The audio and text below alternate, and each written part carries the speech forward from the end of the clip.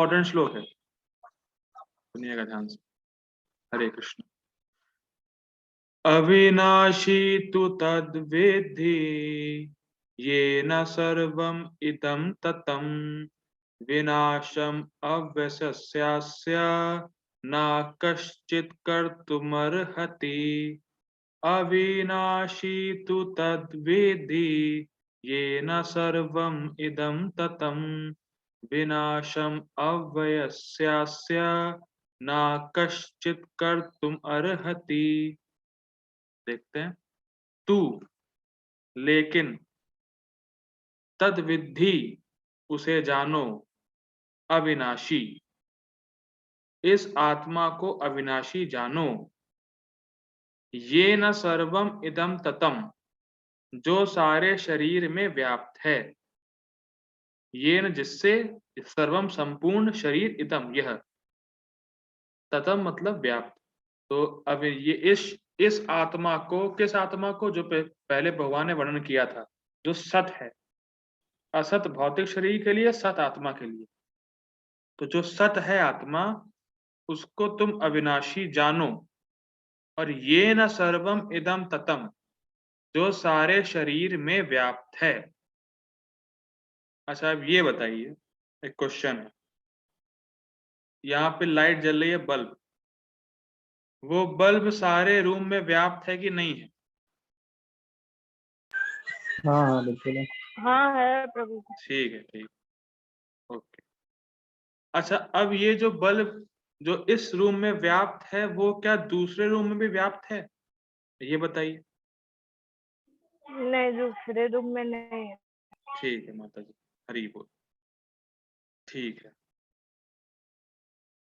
Interesting आने वाला है। ठीक है। विनाशम अव्यस्यास्य, विनाशम नाश, अव्यस्यास्य अविनाशी का, अस्य इस, ना कश्चित कोई भी नहीं, कर्तुम करने के लिए, अर्हति समर्थ है।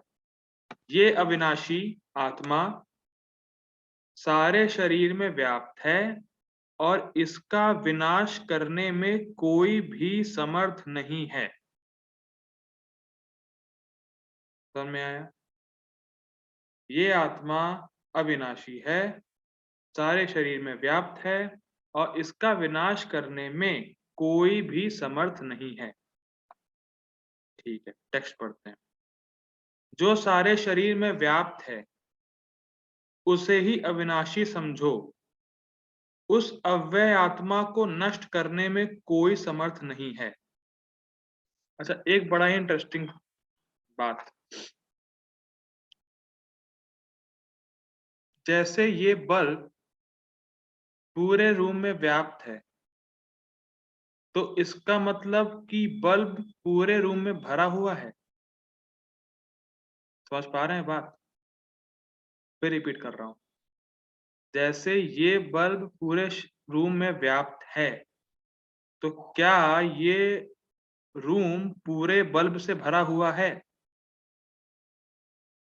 सूक्ष्म पॉइंट को समझ पा रहे हैं?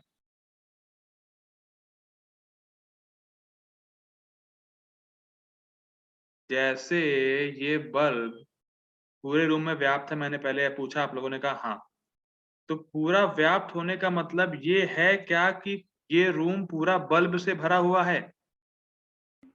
नहीं। तो क्या है? उसकी रोशनी से भरा हुआ है। हाँ, ये बल्ब जो है अपनी रोशनी से पूरे रूम में व्याप्त है। ठीक, बहुत बढ़िया, हरी बोल। ठीक है, अब इसको पढ़ते चलेंगे, बड़ा तो ये इंटरेस्टिंग। अब समझ में आ रहा है। समझ में आ रहा है? अभी आएगा ही, समझ में क्यों नहीं आएगा? काम खुले रखिए, बस समझ में आएगा। ठीक है, देखते हैं। हाँ एक और बड़ा इंटरेस्टिंग पॉइंट, कि जैसे इस बल्ब में, जैसे बल्ब जल रहा है उससे ये रोशनी से व्याप्त है, इसका मतलब ये नहीं है कि पूरे रूम में बल्ब भरा हुआ है।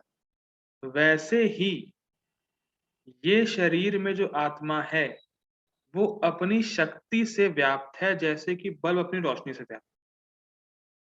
समझ में आ रहा है? ठीक।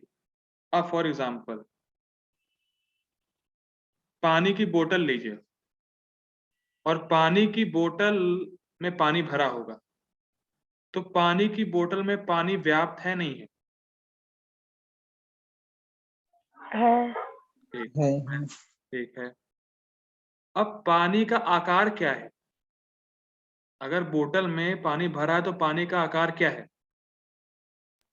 बॉटल के बॉटल। आकार जैसा। ठीक।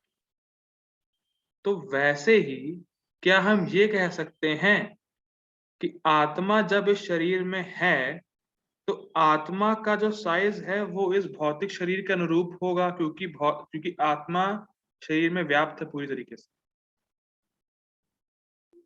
नहीं प्रभु जी, क्यों?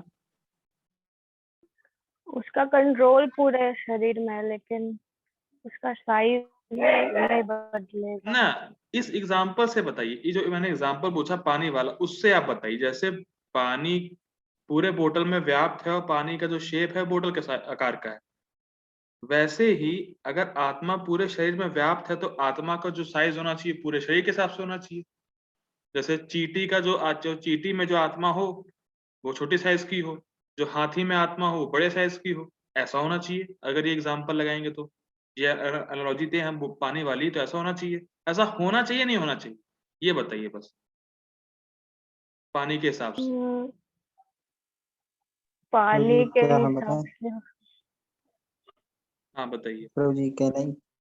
हाँ जी बताइए, कृपा करें। अरे प्रभु जी, प्रभु जी ये है कि जैसे एक बल्ब है, आपने जो बल्ब वाला एग्जांपल दिया, हम्म अब उस बल्ब को आप चाहे छोटे रूप में लगाएं और चाहे उसको बड़े रूप में लगाएं, वो अपनी जो व्याप्त आप जो वर्ड बोले ना, वो अपनी रोशनी व्याप्त करेगा, अपनी शक्ति व्याप्त करेगा, हम्म।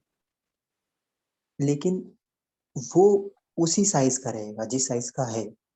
और पानी वाले एग्जाम्पल में क्या बोलेंगे आप? हाँ, पानी असल, और उन दोनों में डिफरेंस भी है। हाँ क्या? पानी निराकार है, हम्म वो आग के आकार बन रहा है, हम्म लेकिन जो बल्ब है उसका तो पहले से ही आकार है। हम्म। और वो हाँ, अपनी वो रोशनी सब बस जगह जिस, व्याप्त कर रहा है। हाँ हाँ, वो रोशनी हर जगह व्याप्त कर रहा है बस। ठीक है। पानी के पास पावर नहीं है वो। फायदा होता है आपको प्रीमियम कस्टमर बनने का। हरी बोल। क्या क्या क्या क्या प्रभु जी? कुछ नहीं होगी, कुछ आप समझ गए। ठीक है। हाँ तो ठीक प्रभु जी ठीक है। सही कह रहे हैं कि बात ये है कि जो पानी वाला एग्जाम्पल है वो इसलिए फिट नहीं बैठेगा क्योंकि पानी का आकार पहले से नहीं है। और बल्ब का इसलिए फिट बैठेगा क्योंकि बल्ब जो है अपनी शक्ति हर जगह व्याप्त किया है। बल्ब इस रूम के साइज का नहीं है, वो अपने वो अपनी शक्ति से पूरे रूम को व्याप्त या पूरे रूम को कवर कर ले रहा है। वैसे ही आत्मा जो है इस शरीर में व्याप्त है अपनी शक्ति से, जिसका नाम है चेतना।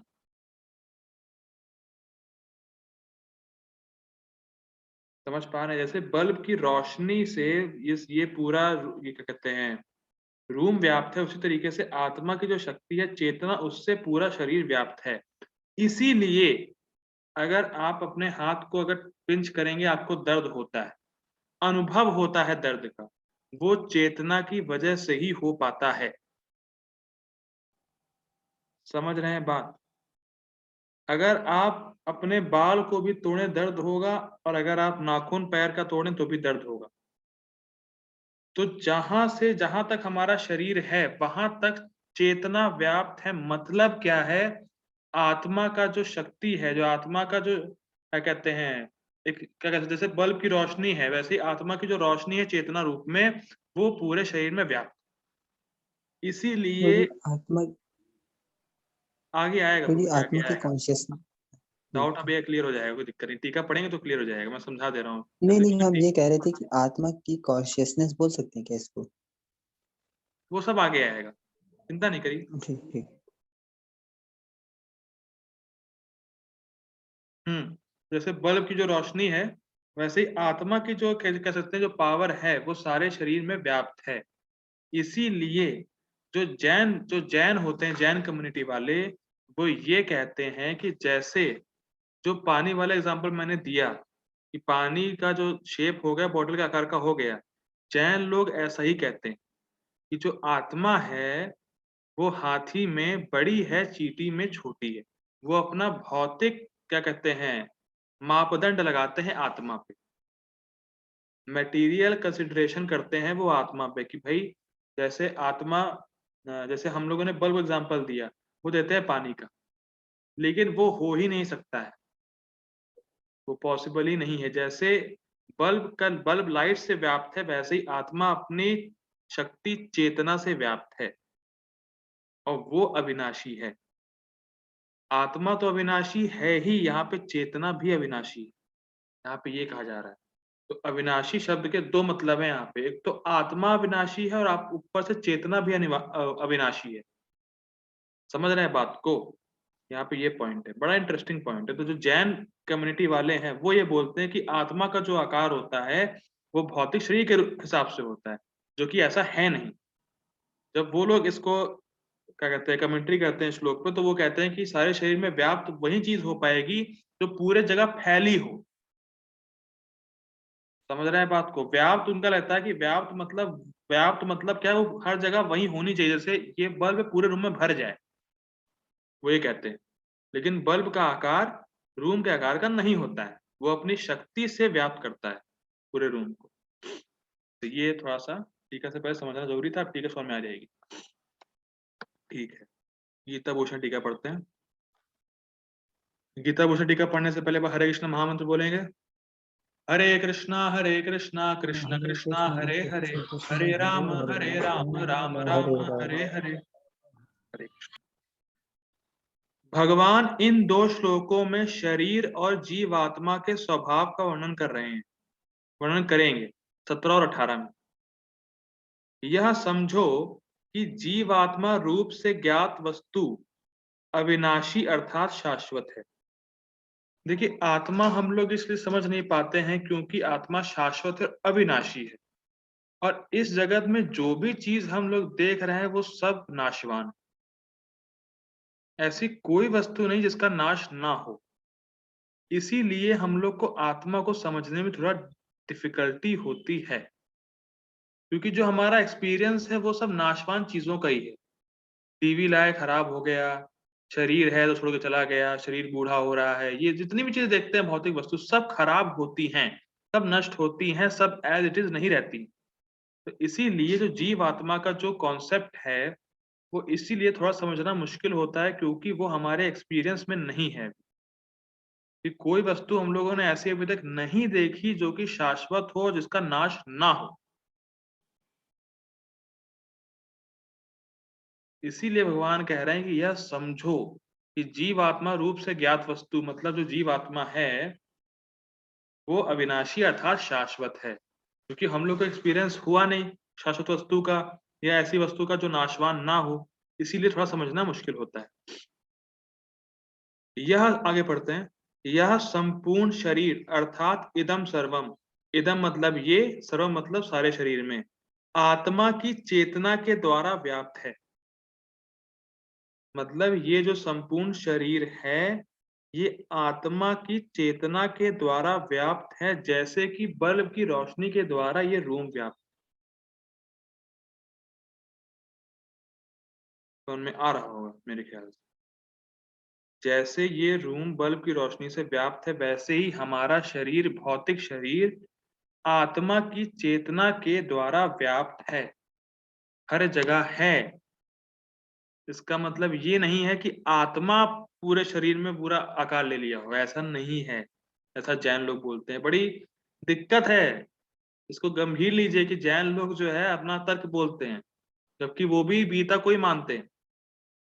बड़ा क्या कहते हैं मिस इंटरप्रिटेशन करते हैं लोग बाहर। ठीक है, अब हम लोग समझेंगे कि चेतना होती क्या है।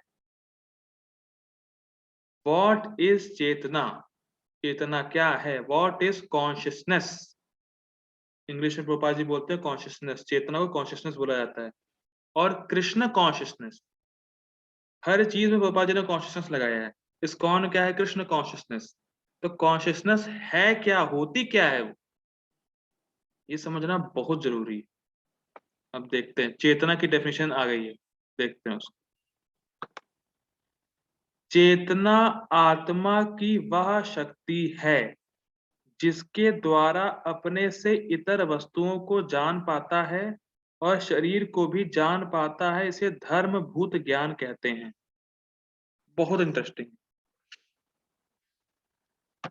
हरे कृष्णा अबू प्रभु जी। हरे हरे कृष्णा गुरु जी, हरे कृष्णा। प्रभु जी आप कैसे जाने कि मैं आप ही को बुला रहा हूँ? प्रभु जी हम सुन पाए इस वजह से। नहीं सुन पाए वो तो ठीक है, मैं किसी पागल से कहूँ ओ पागल, मानेगा वो पागल है? नहीं मानेगा, तो फिर तो सुनने से थोड़ी ना होता है। ठीक है बताएंगे, क्योंकि ठीक है, मेरे अंदर, ठीक, हाँ। ठीक है बताएंगे, ठीक। हरे कृष्णा आयुषी माता जी, हरि बोल। हरे कृष्ण प्रभु जी। प्रभु माता जी मैंने आप ही को बुलाया, कैसे जान पाई आप? क्योंकि कॉन्शियसनेस है मेरे में अभी। हाँ ये तो आपने शायद चुरा लिया है कॉन्शियसनेस की बात ही हो रही है तो आपने पकड़ लिया, ठीक है, गुड गर्ल। हरे कृष्णा अर्चना माता जी। हरे कृष्णा प्रभु जी। माता जी मैंने आपको बुलाया, कैसे पता चला आपको? प्रभु जी अभी तो इसीलिए चला कि मेरा नाम लिया इसलिए। ठीक है। आयुषी माता जी, आप ही अर्चना माता जी हैं? क्या? आप ही अर्चना माता जी हैं आज से, और अर्चना माता जी आयुषी माता जी हैं। क्या हुआ, कुछ अजीब सा लगा? हाँ ठीक, अजीब है। लगना चाहिए तभी क्लियर होगा। ठीक है अब सुनिए क्या होता है। चेतना वो शक्ति है जिससे हम जान पाते हैं कि हम हैं। Quite amazing. अगर मैं लैपटॉप को कहूं अरे लैपटॉप, क्या वो ये जानता है कि वो है? जैसे अभी कितने लोग क्लास कर रहे हैं, 4 लोग क्लास कर रहे हैं और चारों को ये अनुभव है कि वो इस क्लास में हैं।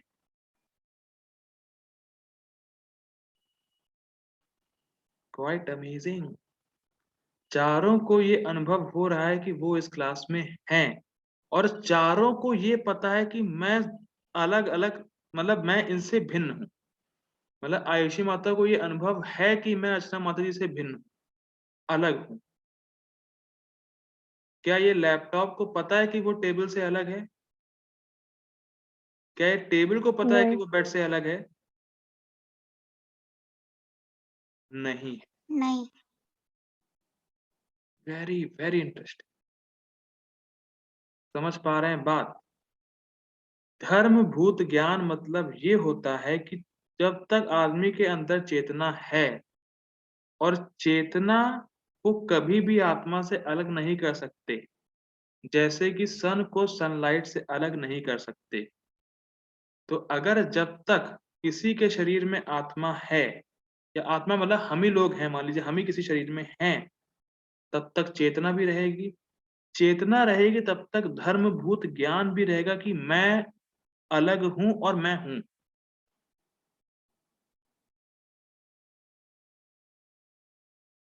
समझ रहे हैं? जैसे ही मैंने कहा अपू प्रभु जी, तो तुरंत उनको लगा अरे हाँ मेरा नाम लिया, मैं हूं, मैं इस क्लास में हूं। समझ रहे हैं? मैं कहूं खुश हूं माता जी, कोई रिप्लाई नहीं आएगा क्योंकि वो है ही नहीं। लेकिन अगर होती तो उनको पता होता कि मैं हूं। तो उनमें आ रहा है, बड़ा इंटरेस्टिंग है। हाँ क्वेश्चन ले लेते हैं पहले। पूछिए प्रभु जी क्या क्वेश्चन पूछ रहे हैं? तो जी तो फिर चेतना तो तब तक ही रहेगी ना जब तक वो सोल ग्रॉस बॉडी में रहेगा। विदाउट ग्रॉस पास बॉडी का तो उसका पास मतलब ही पास नहीं। पास, हरी बोल। ये क्लियर होगा आगे। ये बहुत लोग क्वेश्चन ऐसे आते हैं कि हाँ जब तक ग्रॉस बॉडी में तभी तब तक ही तो रहेगी। नहीं, आगे कंटिन्यू होगा, फिलहाल म्यूट कर लीजिए, फिर मैं बताता हूँ आगे आएगा। तो पहले धर्मभूत ज्ञान को समझना है। धर्मभूत ज्ञान के, चेतना के हम लोगों ने 2 लक्षण देखे। क्या कि मैं हूं और मैं दूसरों से भिन्न हूं। हरे कृष्णा अबू प्रभु जी, क्वेश्चन पूछता हूं मैं आपसे, सुनिए। क्या आप इस क्लास में हैं? यस प्रभु जी। क्या मैं ही आप हूं? नहीं प्रभु जी। ठीक, यही दो चेतना के लक्षण। डेड बॉडी से आप पूछिए, डेड बॉडी आप हो? नहीं बताएगा। आप मुझसे अलग हो? नहीं बताएगा। अनुभव ही नहीं कर सकता। देखिए, चेतना होगी तब जीवात्मा अनुभव करती है उस चीज को।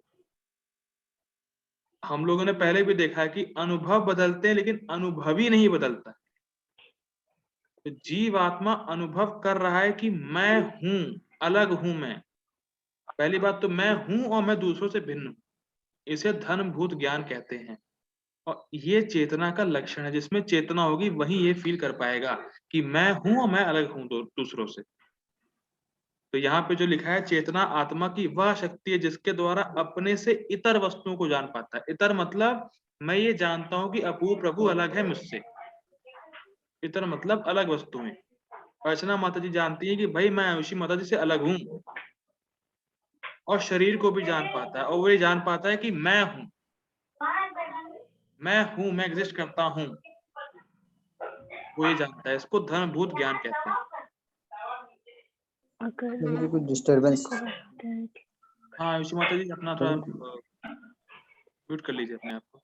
हाँ ओके, थैंक यू। ठीक है, अब देखते हैं।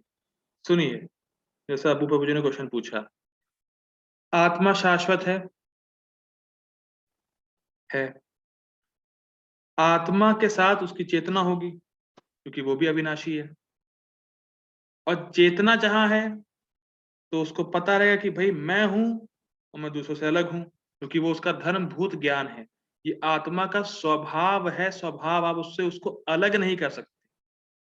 तो अगर आत्मा अगर आध्यात्मिक जगत में भी जाएगा तो उसको पता रहेगा कि मैं हूं, मैं दूसरों से अलग हूं और ये भगवान है।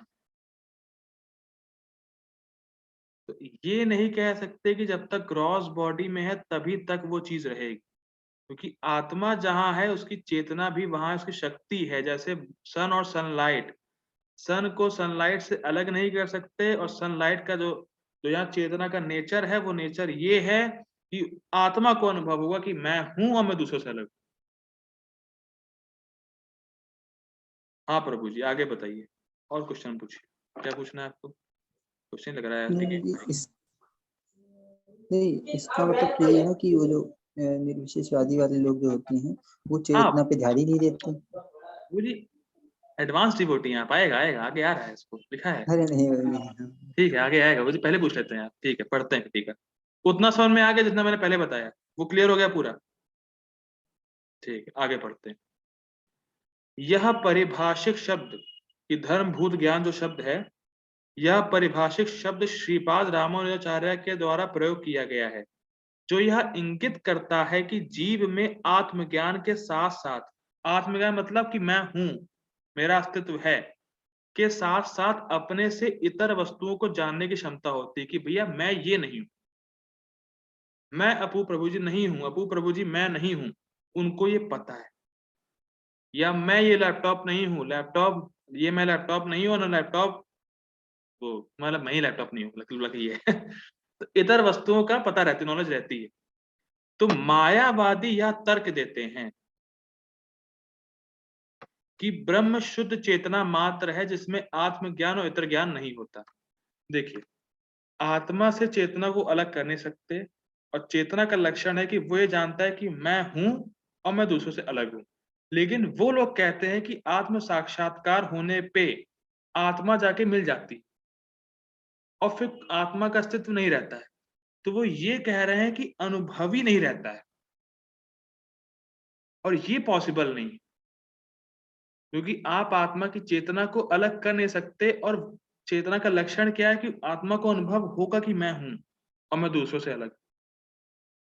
चाहे आत्मा किसी के भी शरीर में रहे, चाहे कुत्ते के शरीर में रहे, तो कुत्ते को पता है कि हाँ मैं कुत्ता हूं, मैं बिल्ली से अलग हूं, उसको पता रहता है।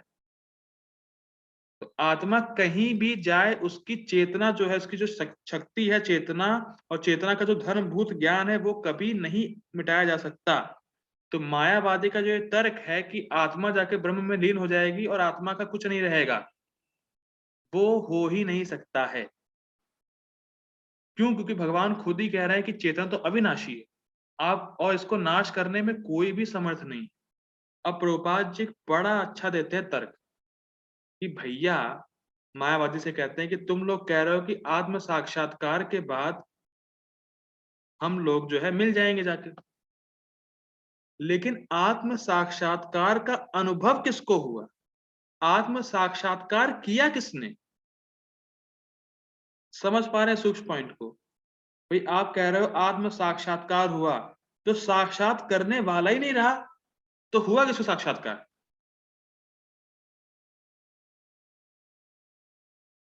समझ रहे हैं पॉइंट? तो बात ये प्रभुपाद जी कहते हैं कि आप तो सेल्फ रियलाइजेशन की बात कर रहे हैं, तो सेल्फ रियलाइज हुआ, सेल्फ का रियलाइज किसको हुआ? भाई रियलाइज मतलब कुछ अनुभव हुआ, कुछ रियलाइज हुआ, तो वो हुआ किसको जब बचा ही नहीं कोई? तो भाई आप कह रहे हैं आत्म साक्षात्कार करना है, लेकिन आत्म साक्षात करने वाला ही नहीं रहेगा आत्म साक्षात्कार के बाद, तो साक्षात्कार हुआ ही किसको?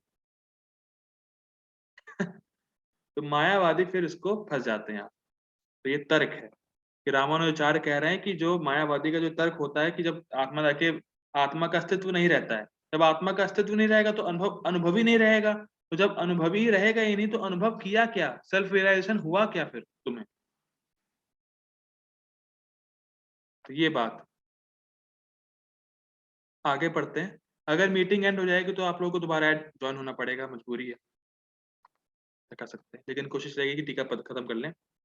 कोई भी स्थूल वस्तु और उसका शरीर भी आत्मा का विनाश नहीं कर सकता है, क्योंकि वह जीव अव्यय और अति सूक्ष्म है। मतलब कुल मिला के बात है कि अगर बॉडी मर जाएगी तो आत्मा का विनाश फिर भी नहीं होगा। अगर स्थूल शरीर नहीं रहा तो इससे ये मतलब नहीं कि आत्मा का भी विनाश हो जाएगा, क्योंकि वो जीव अव्यय है, मतलब उसको विनाश करने में सक्षम नहीं है कोई भी, अविनाशी है और अति सूक्ष्म भी है, बहुत छोटा भी। यहाँ यह स्वीकृत नहीं है कि जीव का आकार शरीर के समान है, जैसा मैं बता रहा, ऐसा नहीं है कि बल्ब पूरे रूम में आ गया है, ऐसा जैन मत है, जैनिज्म लोग ऐसा बोलते हैं, लेकिन ऐसा है नहीं। जीव अत्यंत सूक्ष्म है, ऐसा श्रुतियों से समझा गया है। एषो अणुर आत्मा चेतसा वेदितव्यो यस्मिन् प्राणः पंचधा संविवेश। यह आत्मा जिस पर 5 प्रकार के प्राण आधारित हैं, उसे चेतना समझना चाहिए। देखिए ऐसा है, जो पंचवायु होती है, देखिए आपको जो शरीर दिख रहा है ग्रॉस बॉडी, ये अन्नमय कोश है, इसके पीछे प्राणमय कोश है।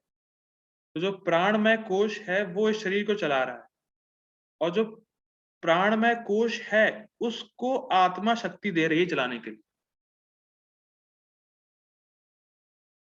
समझ रहे हैं बात को?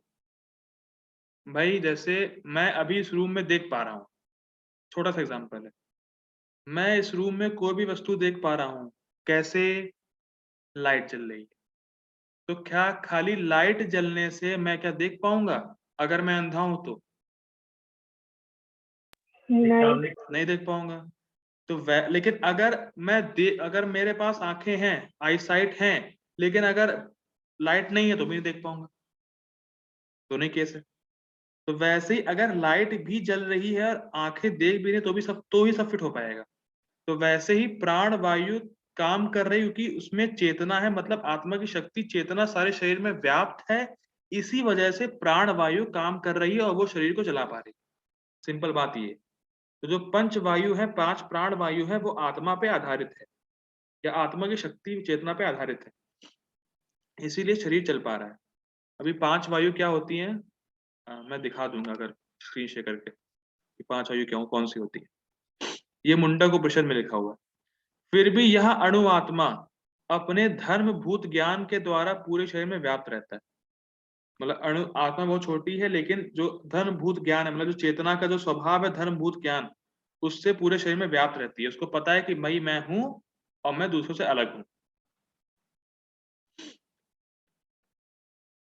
प्रभु जी पूछे, वो जो क्वेश्चन पूछे क्या है? क्वेश्चन नहीं, वो जो मुंडक उपनिषद में लिखा हुआ है ना, वो हिंदी में वो बता दिए बस। ये है 3:1:9। इसलिए भगवान वेदांत सूत्र में भी कहते हैं कि गुणाद वालोकवत, वेदांत सूत्र 2:3:26, अर्थात आत्मा प्रकाश में समान शरीर में, आकाश प्रकाश के समान शरीर में सर्वव्यापी है। सिंपल है। गुणाद गुणाद वालोकवाद, तो आलोक जो होता है वो होता है सूर्य, जो रोशनी होती है आलोक।